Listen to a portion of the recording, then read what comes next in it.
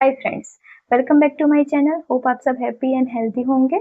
तो आज हम बात करेंगे, एक बर्निंग क्वेश्चन है कि 35 के बाद हमारा बेली फैट क्यों बढ़ जाता है।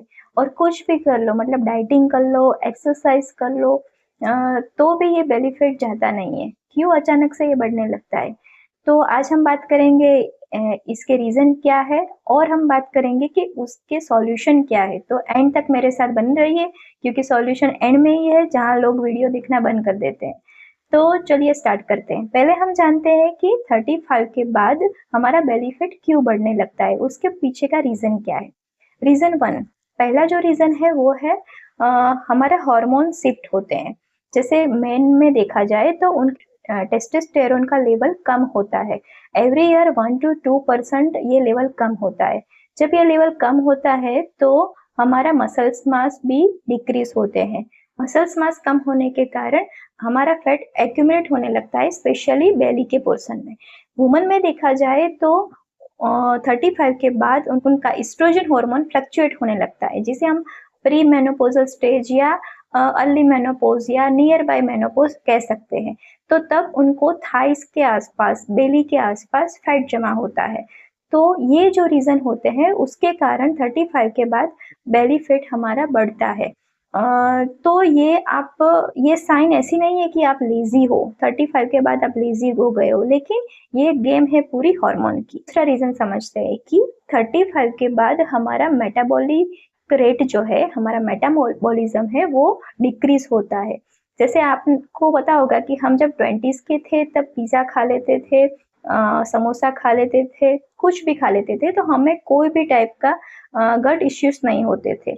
लेकिन अभी 35 के बाद आपको ऐसा लगेगा कि कहीं और कुछ भी खा लिया इधर उधर का, तो हमें दूसरे दिन उसके साइन सिम्टम्स कुछ मिलते हैं।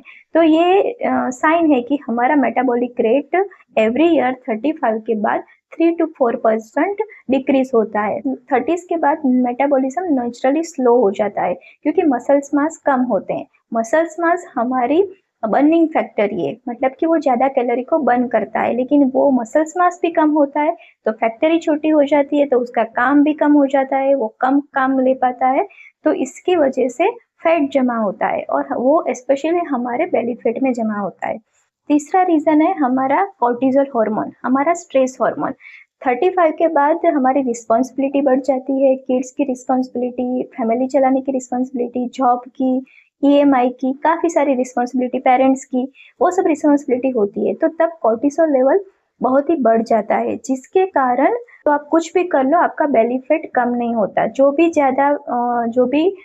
ज़्यादा अमाउंट में फैट है वो हमारे विसेरल फैट में कन्वर्ट हो जाता है, मतलब कि हमारे ऑर्गन के इंटरनल, जो हमारे ऑर्गन है उसके आसपास जमा हो जाता है, जिससे diabetes and high blood pressure होने के चांस बढ़ जाते हैं। तो मोस्ट प्रोबेबली 35 के बाद ही ये सब डिटेक्ट होता है, राइट।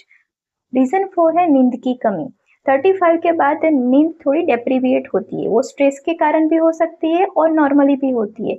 उस वक्त हमारा जो हंगर हार्मोन है ग्रेलिन, वो बढ़ जाता है, एंड हमारा जो फुलनेस हार्मोन है लेप्टिन, वो डिक्रीज होता है, जिसके कारण हमें भूख ज़्यादा लगती है। हम लेट नाइट खाना खाते हैं, तो उसके कारण हमारी क्रेविंग ज़्यादा बढ़ती है, जिससे हम high carb and high sugar खाना खाते हैं, और वो जाके हमारे बेली फैट में जमा हो जाता है। रीज़न 5 जो है वो है sedentary lifestyle and wrong food choice. Sedentary lifestyle मतलब कि 35 के बाद हमें ये पता चलता है। वैसे तो सेडेंटरी लाइफस्टाइल हमारी जो पहले से होती है वो होती है, लेकिन ये सब रीजन से हमें 35 के बाद उसका इम्पेक्ट देखने को मिलता है।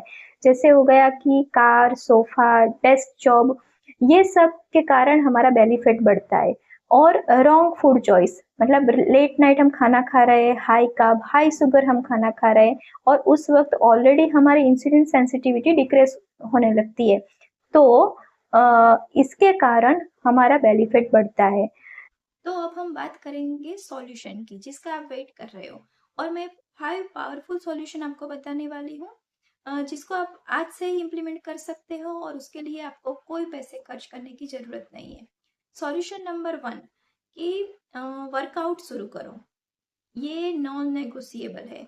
जब आप 35 के बाद वर्कआउट शुरू करते हो तो आप में जो भी मसल्स लॉस हुआ है वो रीबिल्ड होता है।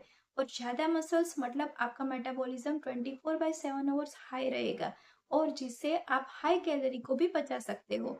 तो जो कैलोरी बर्न नहीं हो रही है और फैट में ट्रांसफर होके बेली फैट में कन्वर्ट हो रही है, वो रुक जाएगी।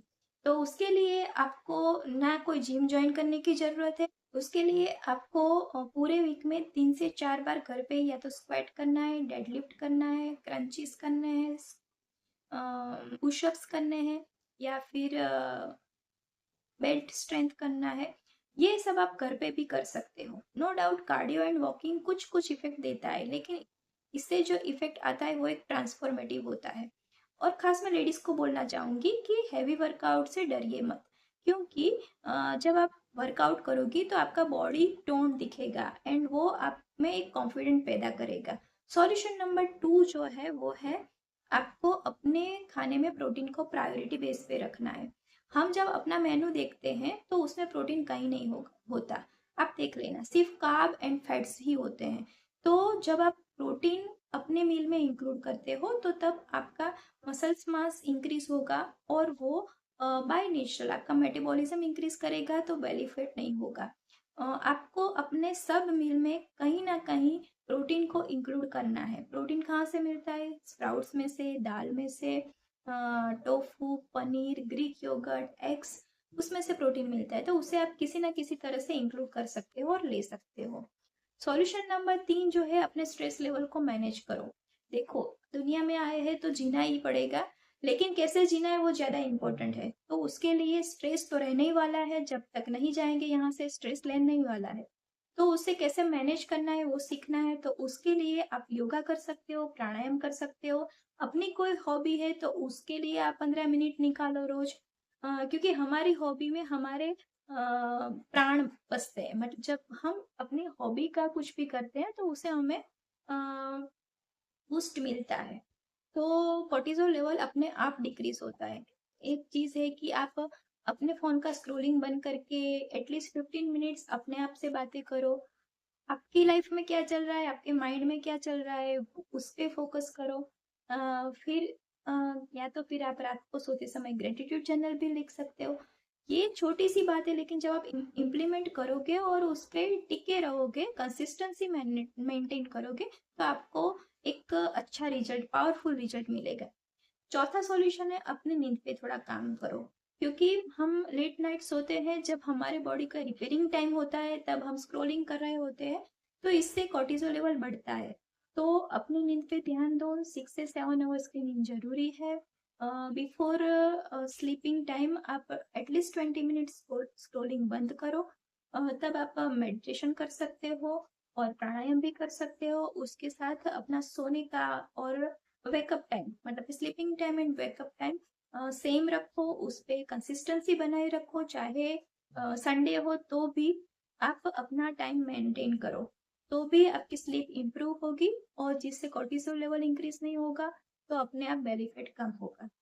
फिर जो सॉल्यूशन नंबर 5 होता है कि अपने फूड पे काम करो। मतलब कि अपने फूड में से कार्ब एंड जो सुगरी डाइट है उसे रिप्लेस करके healthy carb and protein and healthy fat में कन्वर्ट करो। जैसे कि मैं छोटा सा एग्जांपल देती हूँ कि आप रोज रोटी खा रहे हो सुबह शाम, तो उसे कुछ दिनों के लिए रिप्लेस करो कि एक वीक में 4 से 5 बार हम मिलेट्स की रोटी खाएंगे। जैसे बाजरे की रोटी हो गई, ज्वार की रोटी हो गई, तो उसे शिफ्ट करो। अपने राइस को थोड़ा सा जो भी हेल्दी राइस है उसमें कन्वर्ट करो। अपने फूड में सलाद इंक्लूड करो। जो भी बाहर के स्नैक्स आते हैं उसे अवॉइड करो। घर पे बना हुआ है जो हेल्दी है उसे अपने आसपास रखो, तो आपको वही खाने की इच्छा होगी जो आपके आसपास है। तो ये सब करने से डेफिनेटली आप एक वेट लॉस जर्नी में हो, लेकिन आपका बेली फैट कम नहीं हो रहा है, तो आप ये करोगे तो आपको एक ड्रास्टिक चेंजेस देखने को मिलेगा। है छोटी सी बात, लेकिन जब आप करोगे, इम्प्लीमेंट करोगे, तो सही में आपको एक रिजल्ट देखने को मिलेगा। होप आपको मेरा ये कंटेंट अच्छा लगा होगा, एंड अपने फ्रेंड्स के साथ भी ये शेयर कर देना। अगर आपको मेरे वीडियोस पसंद आते हैं तो मेरी चैनल को सब्सक्राइब कर देना। मिलते हैं अगले वीडियो में, तब तक के लिए stay happy, stay healthy, bye bye.